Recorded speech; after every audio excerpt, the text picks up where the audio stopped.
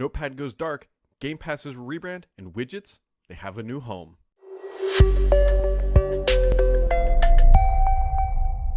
Happy Friday, friends! Hopefully your week was as wonderful as mine because the weather outside is so wet. Actually, it's supposed to storm tonight, so the weather outside is kind of frightful, but hopefully on the other side things will be more delightful. Either way, I hope your week was as wonderful as mine, and we're in an interesting time because we're sort of on the back end of the trebuchet of news that happens in the mid to late fall season where everybody's trying to get out all their holiday goods, and so now we're sort of just coasting towards the ending of the holiday shopping season. And so if you're trying to buy consoles or whatever else, I wish you the best. But either way, we're sort of in like we're not the quiet time because there's definitely quite a few things to talk about, but I expect news to slow down here as we sort of coast towards the trade show that is known as CES. So let's just kick it off, shall we? All right, so Notepad is coming out strong in December or whatever. Notepad has a new quote-unquote redesign or an updated design that now includes dark mode. The real thing here is that they've included the rounded edges that we're now seeing on all of the other Windows applications, now making its way to Notepad. There's dark mode, and so for those Team Notepad users, this seems like a pretty safe update. I know there's always a little anxiety when Microsoft touches Notepad because it just needs to be Notepad, and so I think they did this one okay. So anyways, that is now out and or available in your locale. Microsoft showed off new widget experience in Windows 11. So you might be familiar, or might not, I don't know. In Windows 11, there's that, it's honestly an ugly icon that's sitting next to the start button. Click it and this giant widget world opens and it's like half your screen or whatever.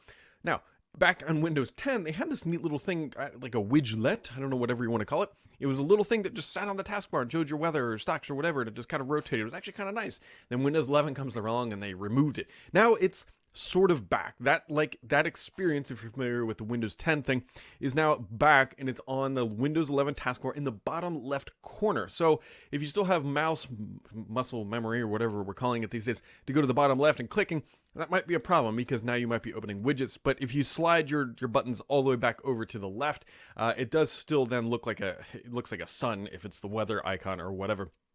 But it looks like bottom left is where they are putting these things and experimenting. No word on when this is going to ship to everybody. It's only on the fastest, or what used to be known as the fast ring, but now is known as the dev, but definitely not alpha, but dev insider channel. And so you can go check that out. I expect this to roll out to the other, builds here in the near future. But we'll see how long it takes for Microsoft to actually bring this up to the proper, top level version of Windows 11 that is shipping to everybody. And this just sort of brings this ongoing narrative of that we still don't know of how Microsoft is going to service Windows 11. We know from like a support standpoint and security and all that, but like this widget experience as an example, Microsoft has told us time and time again, they have multiple ways of updating the OS. Is this widget experience going to be one of those things? I can't imagine they're going to wait a year to ship this, but maybe they will. Anyways, it looks pretty good. I think this is sort of where I was hoping they would head, and it does appear that they have done so. Microsoft has a new collab with Pantone, and they've created a new color or new theme element for Windows. It's called Very Peri. It's a color, sort of like a purple-ish color. Light purple. It looks like I have no problem with the color. It actually looks honestly pretty good. And so this color is going to start showing up. There's new wallpapers. There's new theming elements. It's going to show up in Teams and other places. And so it's very, very Perry. Not Katy Perry, but very Perry. Very Perry. I'm assuming I'm pronouncing that right. Would not surprise me if I am obliterating what that color is supposed to be. But anyways, if you see a new purplish color floating around the Microsoft world, it's called Very Perry or something like that. There's also a new video API for DirectX 12 that is now native in Windows 11, so video playback for those certain types of experiences should be improved. There is now also a OneDrive sync client natively for Apple Silicon and Windows on ARM, so now your OneDrive will be running a little bit more natively on both Windows on ARM and on a Mac M1, so be on the lookout for that. Also, on a bit more of a serious note, Google says there is a bug with Teams and Android which can cause 911 calls to fail. So just be on the lookout that if you have Teams on an Android device, you might want to go look into this a little bit deeper to see if your specific handset and or Android OS iteration is impacted by this bug. Obviously, it's pretty serious because if you're dialing 911, things have gone south and you need assistance. So just be on the lookout for that. And also, in the most confusing news of the week, Microsoft is tempting software pirates with a 50% discount. So if you've pirated a version of Office, Microsoft's now saying, look, we know you stole this. How about here's a legitimate offer to save 50%? Which is a terrible thing to do. Let me explain why. It might be somebody sat in a boardroom and said, well, you know what, this is great. We're gonna tempt those people who have stolen our software, and maybe we can get some dollars out of them, and that's gonna be great. And maybe they will. Maybe they will. On the other side, if you need to go buy Office, here's what you could do. Go pirate Office, and then you'll get a 50% off offer. So that way you don't even have to pay full retail. Just go steal the thing and just dodge the authorities until whenever, and then you can get a 50% off coupon. I don't recommend that, and I'm not saying you should. Don't hold me legally responsible for that. but I mean, that's effectively what their Microsoft is announcing, or not announcing, but saying when they do these sorts of things. They're saying, hey, look, if we pirate our stuff, we know you're not going to give us any money. You know, I understand where they're coming from, but it's one of those monkey paw things, right? It's like, okay, we'll get some money from the people who pirate our software. It's money we never would have gotten anyways. That sounds great. And then everyone who's looking at paying is like, well, I'll just go steal it, and then I'll just get 50% off, and bada bing, bada boom. I just saved some dollars in December, and now I can put those towards something else or back in the bank, whatever you want to do with your extra dollar dues or mini fridge units, either way you want to look at it. So those are the big tech headlines.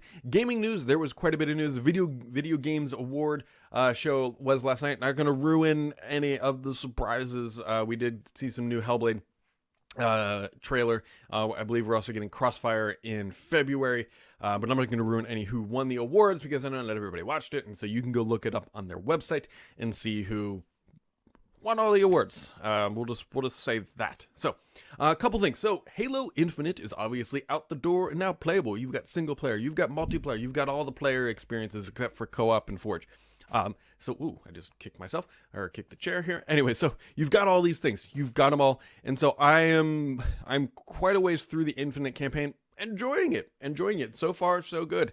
Multiplayer, I think we all know the journey there so far, still waiting on many more playlists, but it's all out and it seems to be pretty well received. And so if you have Xbox Game Pass, you might as well just give it a shot because you're not paying, quote unquote, paying extra dollars for it. You can go play the campaign for your $14.99 that you paid this month, or if you pre-bought and everything else. So quite good. So some interesting news too came out of the Epic versus Apple story, the court battles. I believe it was The Verge got some hands on some emails as well, digging through the trenches there. And so you might remember the saga of Microsoft trying to get Xbox Game Pass onto the iOS device or ecosystem. And there were all these stories that came out that says Microsoft or Apple wanted them to do every individual game needed to be its own thing, it needed to be its own app and everything else. And so apparently, as it turns out, Microsoft was like, all right, we'll do that. And then Apple threw up some flags. And basically what it boils down to is that Apple just didn't want this to happen in any capacity. They really were Microsoft said, look, we'll bring some AAA title games as individual games over. We'll do that. And Apple's like, no, we're not going to let you do that either.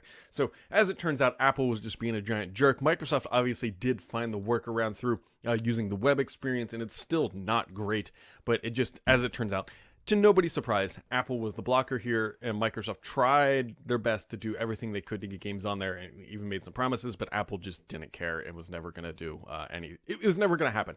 Let's just put it that way. Based on the communications and the way I interpret it, Apple was just throwing up false flags all the time, saying, look, you got to go do this, and then Microsoft was like, okay, we'll go do that. Well, no, we're still not going to let you do it. So either way, an update for the Xbox Windows app will now let you will now let you know which games on your PC should run well. So basically they can look at your PC specs and look at what the specs of the Game Pass or the titles are there, and it'll help you just understand whether or not your PC can run it. For most people, they can probably tell just by their own specs. Like if you're still running like a 960 something or like a 9 series GPU, you're probably not running things at 4K. Let's just be honest. And so it's pretty obvious stuff. But anyways, one other thing that did come out last night, which worth talking about here, is Microsoft is rebranding Xbox Game Pass for PC. They're rebranding it to just PC Game Pass. So it went from Xbox Game Pass for PC to just PC Game Pass. Now, You can read a lot into this. First off, I want to take a step back. Microsoft should have known that putting Xbox for things that aren't explicitly on a console does not work out well. Some of you who have been around the Microsoft community for a while might remember Xbox Music. Didn't work out because people associated, they think Xbox, they think console when they hear music. It's like, what do you mean music? Is this music on the console? And so they ended up having to rebrand it. I believe it was directly to Groove after that. Either way.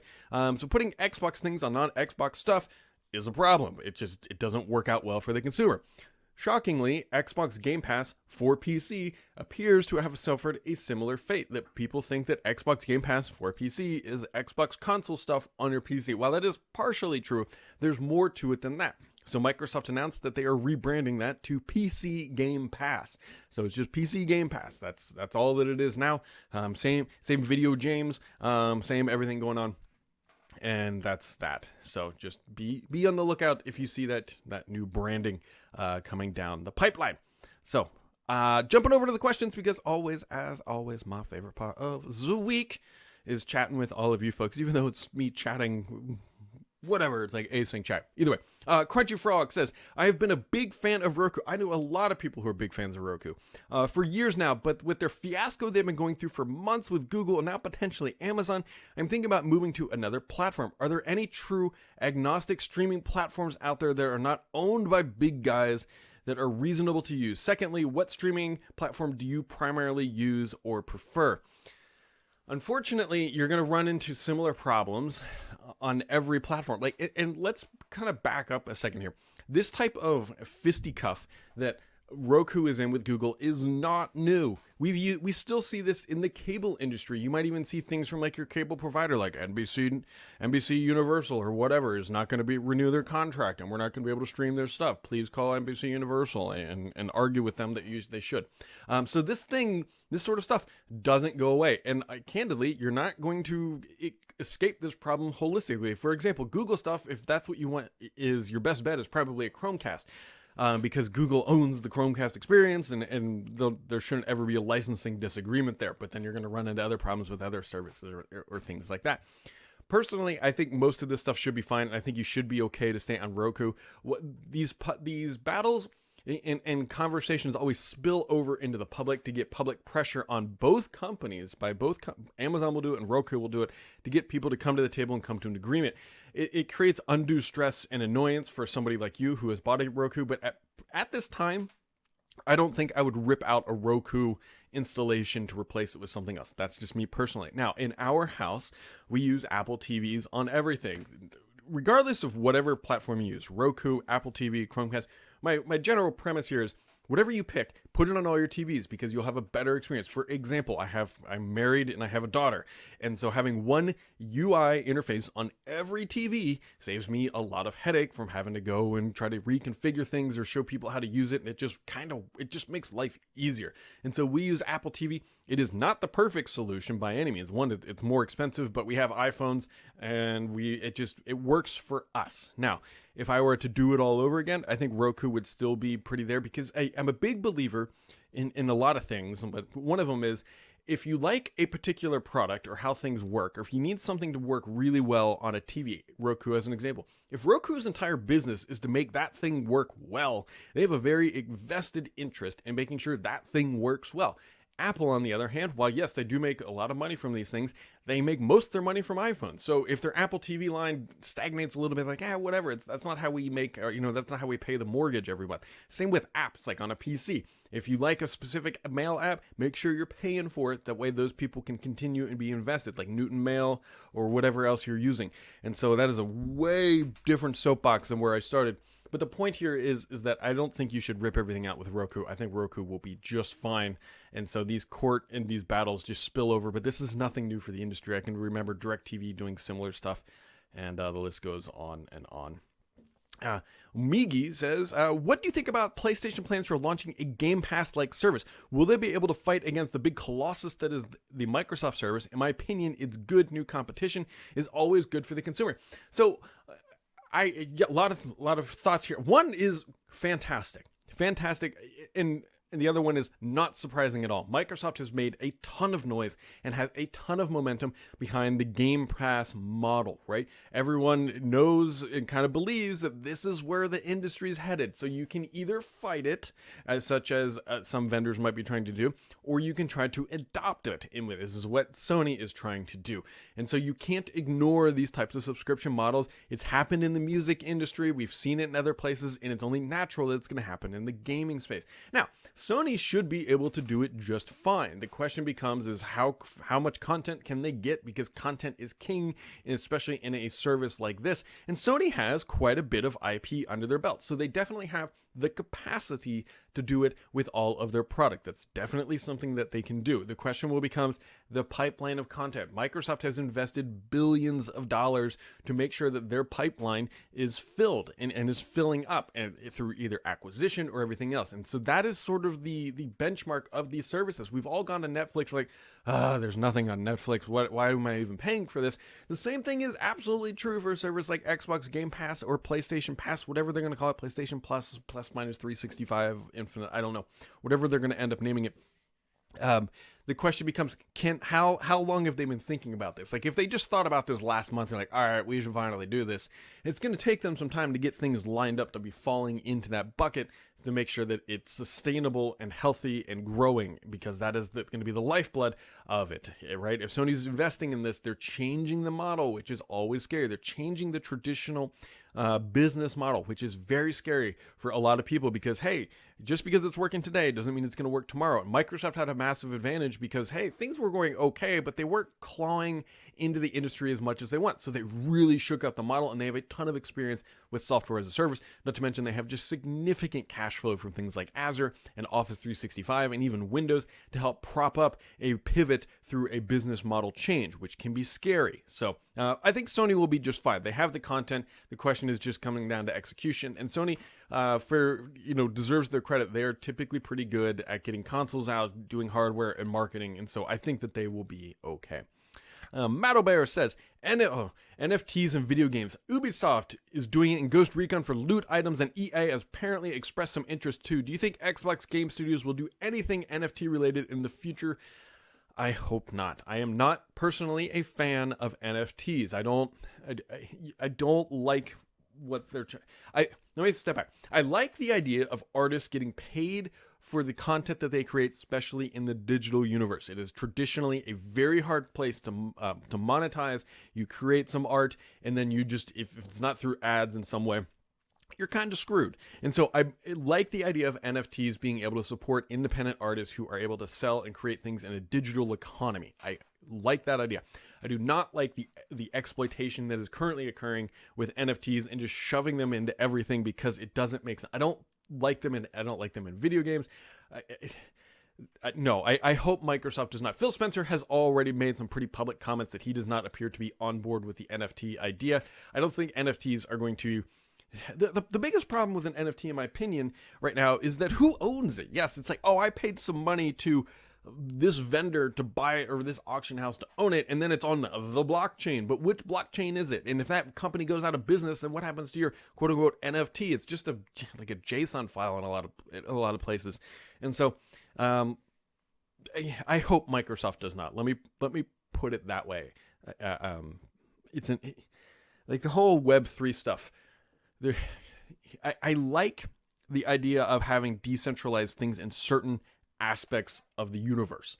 I don't always necessarily agree that in finance it is going to go that way, because the reason why we have frameworks in the finance community is mostly because of fraud. Might not want to agree with that, but typically that's where regulation comes out. A fraud happens, a regulation occurs because some person or entity got screwed out of a bunch of money. And now they're trying to rectify that so that same demographic does not get screwed out of a bunch of money.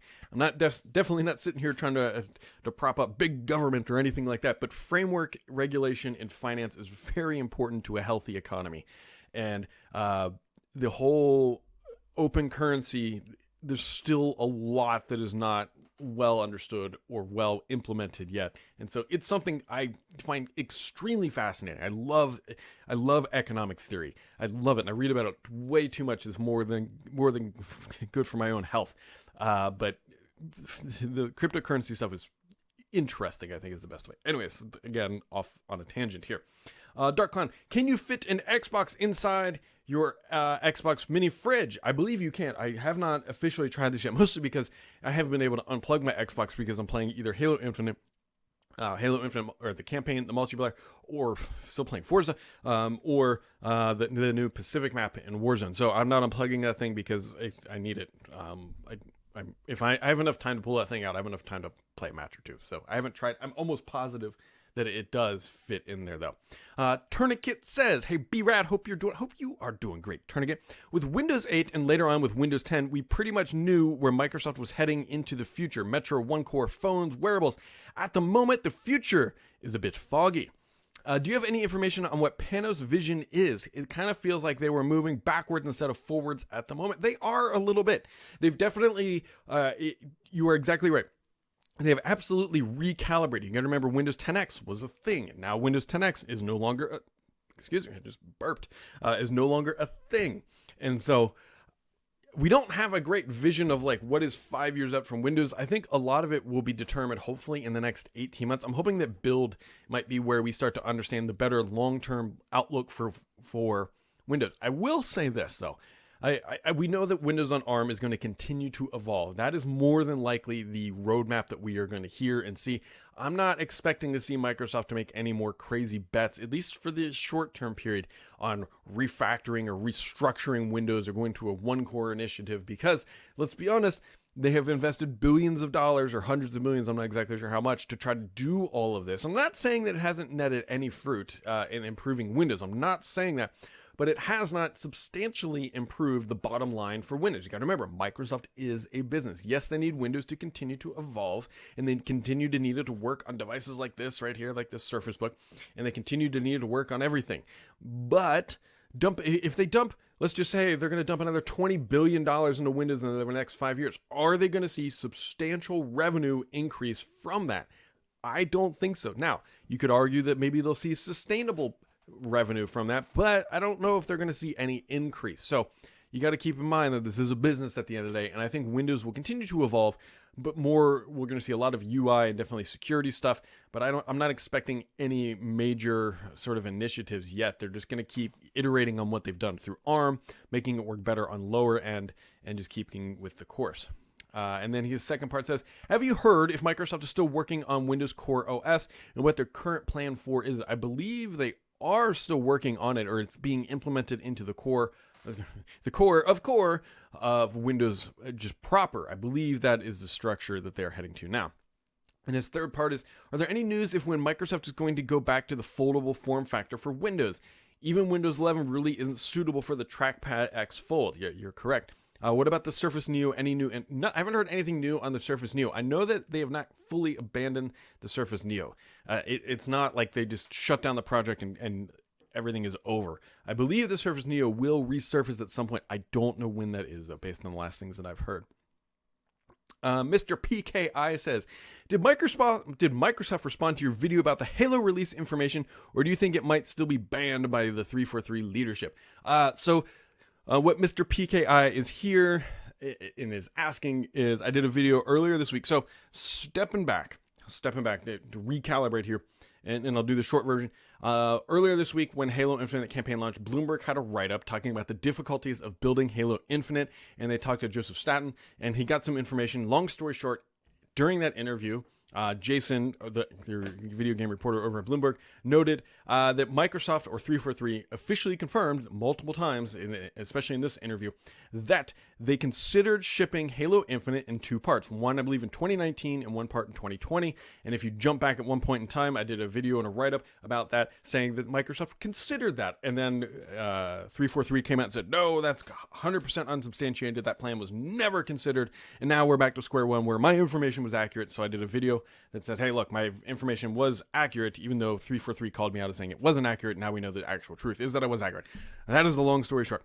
Nobody from 343 has reached out. I'm not expecting them to. I don't really care. My conscience is now cleansed, and I can play Halo Infinite as I appease whatever appeases me. I can't even say that right. Mr. PK coming in with the sensitive information for the second part. And what difficulty are you playing the campaign? I'm playing it on normal. What is it? It's like easy, normal, heroic, veteran, or something like that. I am playing the campaign to enjoy the story and just the novelty of the first-person shooter. I'm not looking for the grind. Maybe someday I'll go back later and do a veteran, maybe when co-op campaign comes online.